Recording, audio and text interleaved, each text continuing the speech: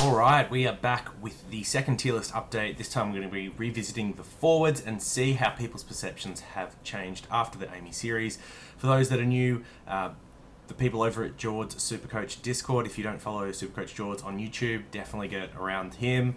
But yeah, me and I think 40 people this time have effectively gone through, ranked the different forwards based on where we think they're going to finish this year, and then I play that back in a tier list form to make it really easy for you to kind of get a gauge of how maybe some of the better Supercoach community members are feeling about these players and how you should be thinking about them as we lead into the new season.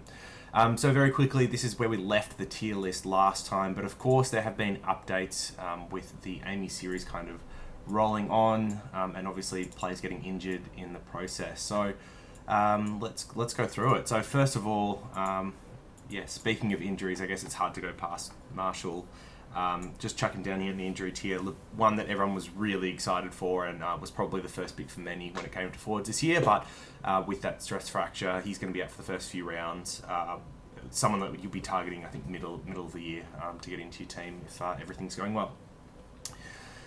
Secondly, we have Dunkley. So Dunkley was rated above both Dusty and Danger, but he's actually going to be dropping behind Danger, and then Dusty's going to be third.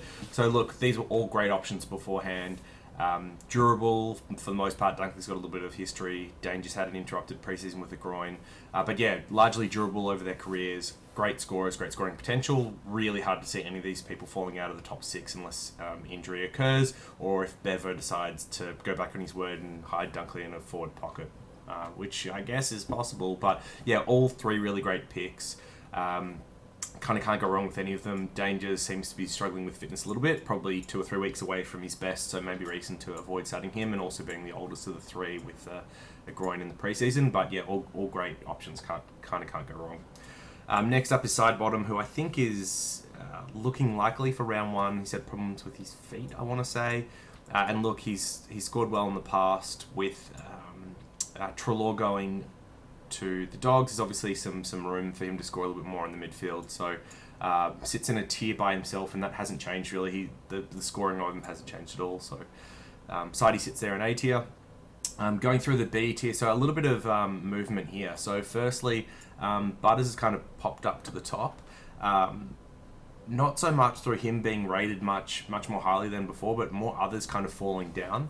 So Butters did okay. I think the big thing that we saw, and we'll move him now, is Rosie kind of picking up that foot injury, that stress foot problem that he's been having kind of flaring up again. Rosie looked like he was going to get all of the extra mid-time, but if he's out, Butters may actually be in line to pick up some of those mid-minutes, depending on what happens with Pau Peppers and some of the other options that Port has. So yeah, definitely of those more expensive mid-prices, one that's popped up as a popular one. And then the second one has made a huge jump up, and that's Phillips. I think that's like a little bit reactionary on the back of what we saw in the preseason, but he scored massive. The problem with picking Phillips is the Hawks are missing a ton of players, and you know, especially some really critical players like Tom Mitchell, for example. Wingard was out, so look, he may start really well, but I find it's hard to pick him off one game, given that he played a lot more inside than what he normally would. But he is someone that, you know, if you've got Danger, Dunkley, Martin and Sidey as your top 4, Marshall is someone that's probably going to be a top 6, you want to pick him up, then you're really looking just to pick one of what's left as your 6th forward. And if it was Phillips, it wouldn't surprise me at all. And given he's 400k compared to some of these other options, like, there's definitely a lot of reason why you'd look at starting him. Next, we have Zorko, who hasn't really moved. Once again, it's more other people falling further. He's an older player. He's an upgrade target later in the year. Not someone I would start. Next, we have Heaney and we have Walters.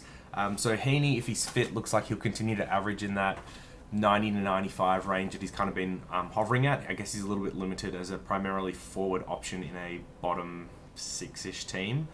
And it looks like forwards are going to be scored pretty poorly again this year, which is why, you know, someone like Hawkins might have fallen. So yeah, probably once again someone you can avoid. But look, he's got a great price. So if you do think he's better than Phillips and Butters, maybe worthwhile starting. Walters is next up. He could be top 6. It wouldn't actually surprise me whatsoever. He's definitely got the scoring potential, but his injury history, especially with calves and his age, means like just hard avoid. Next we have Green, who's bumped up a little bit. He's going to be playing primarily forward, just don't pick him. Hawkins next. Look, one key forward seems to manage to find their way into the top 6 each year. Hawkins is probably the most likely of all key forwards, just given how good he is, not only kicking goals himself, but also getting others into the game. But yeah, hard avoid, and with Cameron coming in, you'd think that takes points away from him. Next up is one of the newbies, so Caldwell. I originally didn't have him just because he's like much more mid-priced than premium option, but a lot of people have been talking about having him as a premium. And look, he's someone that could get there, but probably just as likely not to be a premium. And you're just hoping that he can get to like, say a 90 average, which means you could keep him most of the year and have him as like a luxury last upgrade type deal. And if he does that, amazing. But if he ends up close to the 80 mark, then you're in a bit of trouble. So yeah, a bit of risk reward on Caldwell. Next up, Degoe. He's moved up a little bit, and one of the larger movers.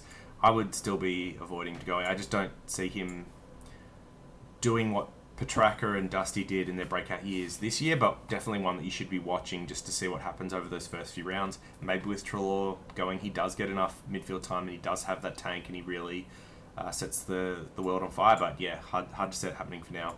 And then Shai Bolton, look, I think his role's just going to be too inconsistent.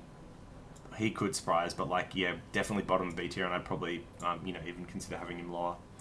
Of the C tier, so we've got Wingard, Dixon. I'm not going to go through these in great detail. You just shouldn't be picking them. They're primarily just draft options more than anything else.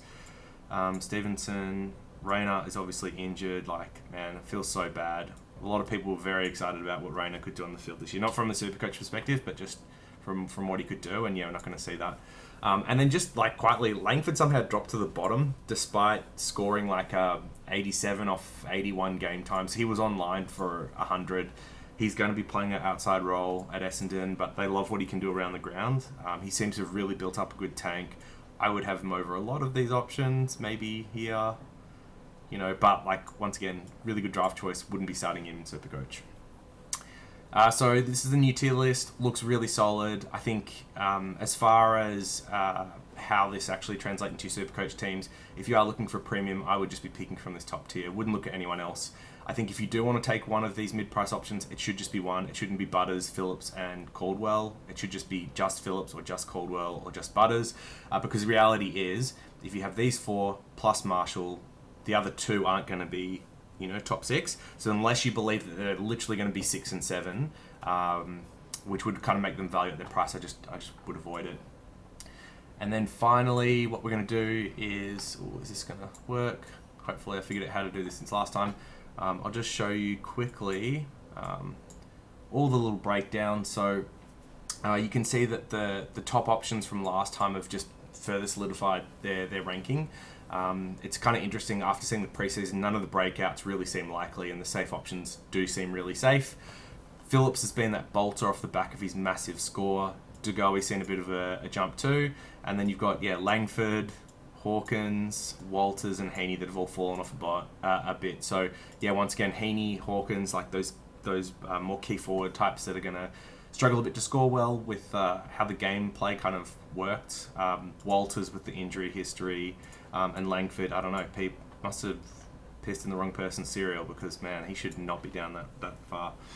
Finally, how's the Discord kind of structuring up their forward line? So look, primarily one premium forward seems to be the way, and so you probably want to do one premium forward plus some combination of Phillips, Caldwell, Zeeble, Danaher, Impey. Those kind of seem to be the great options. But look, if there's one madman that's gone 3, one that's gone 4, I would avoid doing that. I think you're going to struggle to have a good structure that accommodates a rookie if you do any more than one premium, maybe 2 maybe. But I wouldn't, and then finally, who are they picking?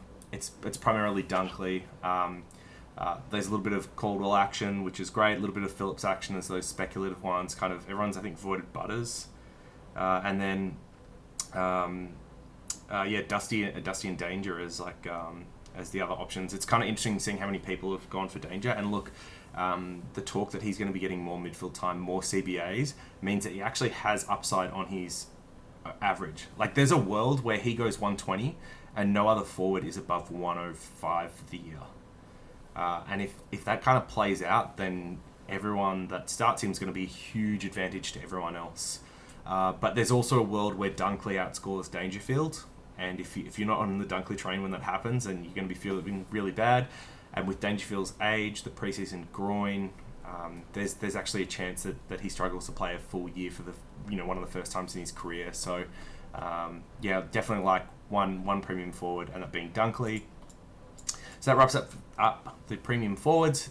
Next, we'll be going through the midfielders when I kind of get that survey out and done. If you're not already on Supercoach George's Discord and you want to be a part of one of the best communities for live game day chat, for pre-season kind of teams and analysis, you should definitely find that in the description below. Otherwise, I will see you in the next one. Thank you very much.